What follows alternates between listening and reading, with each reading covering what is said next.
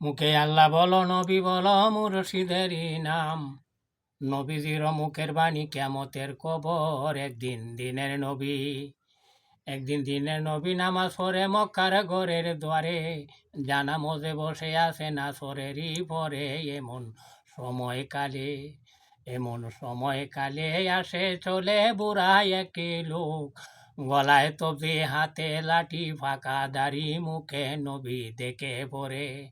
নবী দেখে পরে জিজ্ঞাস করে আপনি কোনজন, এখানেতে আসিয়াছেন কিসেরই কারণ। তখন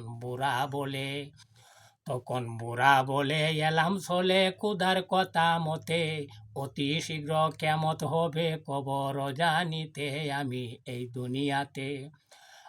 এই দুনিয়াতে পরম আজু মানুষের রূপ ধরি। এলাম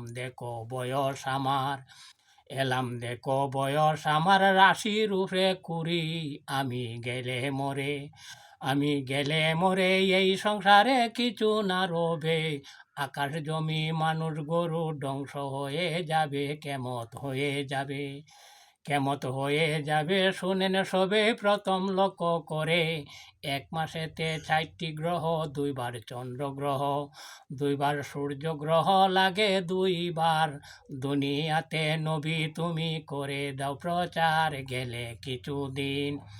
গেলে কিছুদিন আরেক সিন তাড়াতাড়ি ভাবে আসবে কারে দরজাল দুঃখের হাল কুদা দাবি নবী দাবি করে যাবে ফের। 40 দিনের মধ্যে তারা হয়ে যাবে শেষ। পরে এজুত মাজুত রাক্ষসে দল দিব ফাটায়া। দুনিয়াতে আসবে তারা 7 কাতার হয়ে। এই যে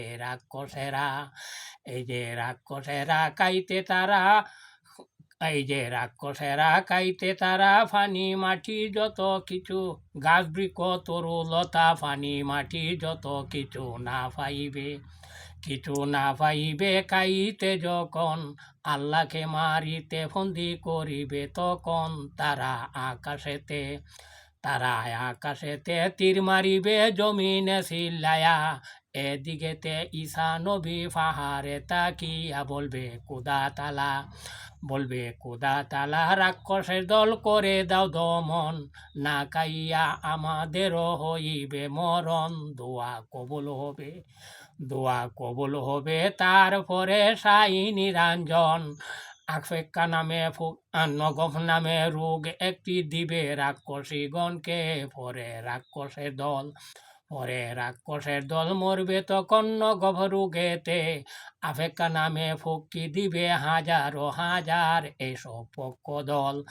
এসব পক্ষ দল মরবে তখন কাইতে টানিয়া। অবশেষে তাকে দিবে সাগরে ফেলিয়া। পরে বৃষ্টি হবে 40 দিন ভরা মহাসুখে।